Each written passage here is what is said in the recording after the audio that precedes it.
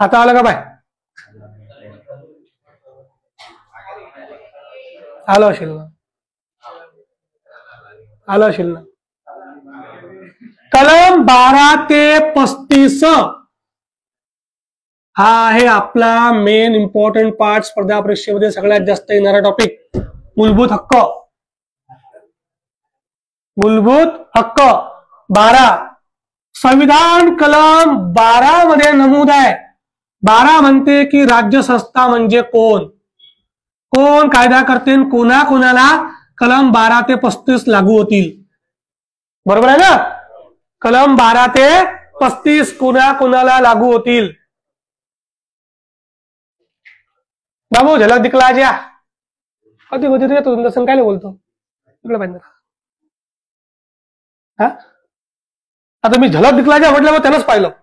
त्यांनी वाटते का मीच झलक दिखला ज्या घडव, तर दोघं त्याला पाहतात है ना. म्हणजे पण त्याने भरोसा झाला की आपण हा बोल्या काही वाटणार नाही. राज्य संस्था म्हणजे कायदा कोण कोण करते आणि कोणा कोणावर हे कलम 12 ते 35 13 ते 35 लागू होतील. एक संसदेवर लागू होईल, एक घटक राज्यावर लागू होईल, एक ग्रामपंचायत, पंचायत समिती, झेडपी, नगरपालिका, महानगरपालिका, जेवढ्या काही सोसायटी आहेत सगळ्या सोसायटी, सगळे कटक मंडळ म्हणजे सैन्याचे कटक मंडळ, छावणी कटक मंडळ, जेवढ्या काही सोसायटी त्या सगळ्या, आणि ज्या ठिकाणी निवडणूक घेतली जाते त्या सगळ्या संस्था. आणि यामध्ये बँक आणि इन्शुरन्स येत नाही, यामध्ये ते मुळत नाही. या सगळ्यांनी कोणताही कायदा केला तर तो जर कायदा जर का या कलम 12 ते 35 मध्ये बसत नसेल तर कलम 13 नुसार रद्द बदल होऊ शकतो. बरोबर आहे? कलम 13 आहे ना. कलम 12 कोण कोण कायदा करू शकतो भारतात, हे सगळे कायदा करू शकतात. कलम 13 त्यांनी केलेला कायदा रद्द बदल करण्याचा अधिकार सर्वोच्च न्यायालयाला आहे. तुम्ही डायरेक्ट कुठे जाऊ शकता? सर्वोच्च न्यायालयात तुम्ही केस दाखल करू शकता. जेवढ्या काही सोसायट्या निवडणुका होतात ज्या ठिकाणी छोट्या मोठ्या सगळ्या संस्था, त्या सगळ्या संस्था संघटना या कलम 12 मध्ये बसतात.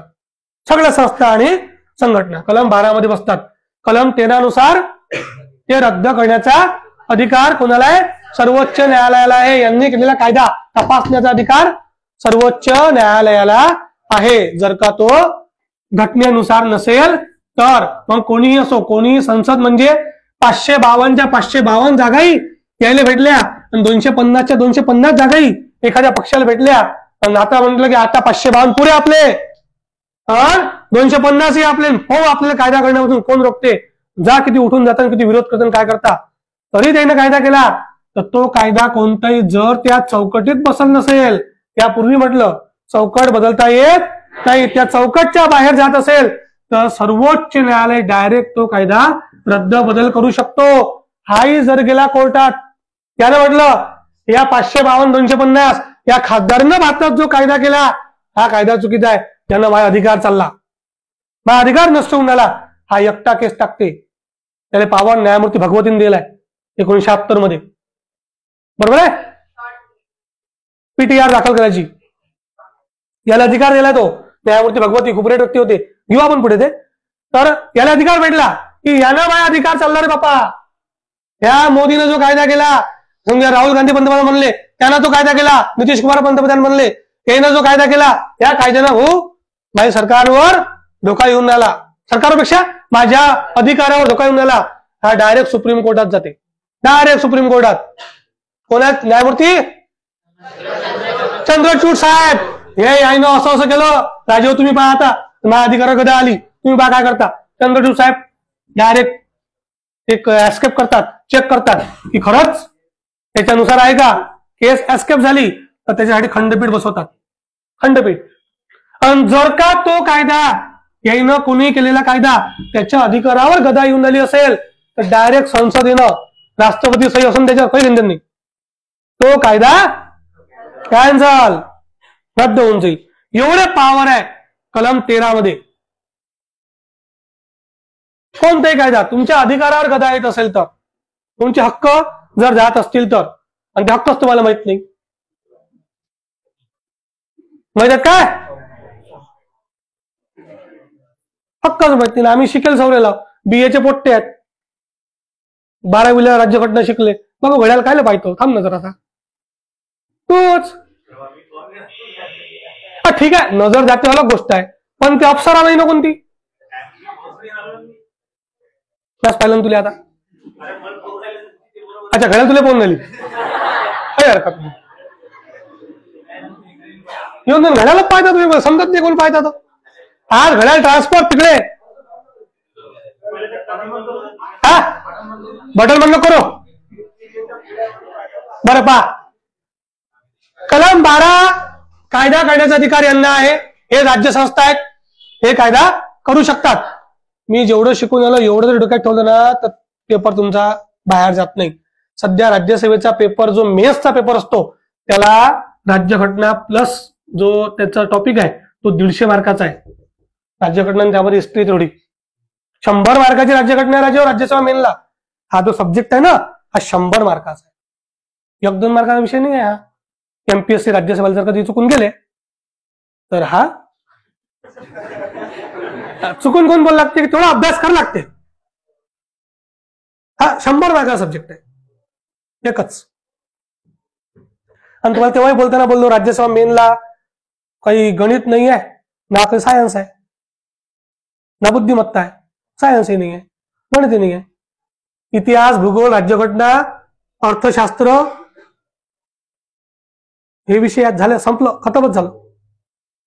हे सब्जेक्ट आहे. पण पहिले प्री काय लागते ना, प्री आहे ना अटकेल, मग मेन्स आहे. हे तर तुम्ही राज्यसेवेला कुठच्या कुठे शिकवतो, पण पोट्टा टिकलाही पाहिजे. महापाशी पोट्टा कसा आहे, ते मॉरेल कयकला ते एखादा दवाखाना असते की नाही, अशी अर्धी लाश पडेल फेकतात, बाय आले आता जिवंत होते का बुढे बाधा एखादं. पण चांगले छोटी मोठी बिमारी वाले हे अकोल्याला पोहे मुंबईला पाहतात, महापाशी मॉरेल पट्टे येतात. ते त्याला बोलू बोलू शिवाय देऊ, बाबू इकडे पाहिनं, बाबू इकडे पाहिनं, मी शिकून आलो ना, घरी काही करणं. आता लाईव्ह व्हायचं कॅन्सल करा बोललं. इकडे बाहेर वाटतं, इकडे पहा कलम बाबू असं आठवण देत बोला. कलम 12 काय म्हणते, राज्य बाबू आठवण देत जा, मागे घेऊन करशील. कलम 12 काय म्हणते, हे कायदा करू शकतात. कलम 13 काय म्हणते, केलेला कायदा रद्द करण्याचा अधिकार कोणाला आहे, संसदेला आहे. आणि आता आपले अधिकार सुरू होतात, आपले अधिकार सुरू होतात. कलम 14 ते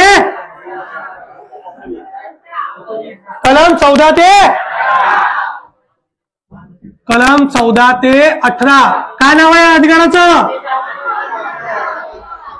समतेचा अधिकार, समतेचा हक्क, समतेचा अधिकार.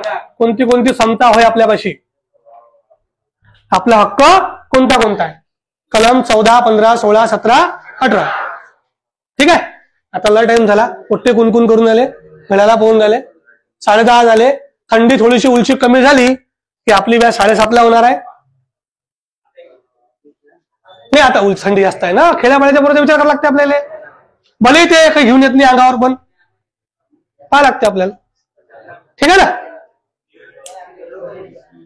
नवीन वाले जा, जुने वाले बसा. हे चालू आहे का रे.